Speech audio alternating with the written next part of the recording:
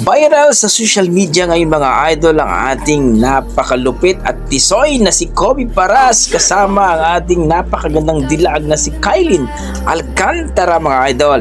At dito nga mga idol sa GME Gala 2024 ay bagong looks ng ating player ng Pilipinas Gilas na si Kobe Paras na talagang bagay sa kanya ang kanyang long hair.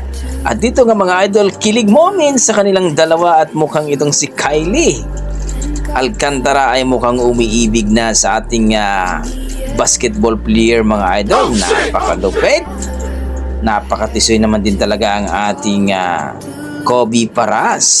Sila na nga ba mga idol? Anong masasabi nyo dito? Kobe is not Kobe without. Kobe is not Kobe without basketball. No, you know what? Kobe's not Kobe.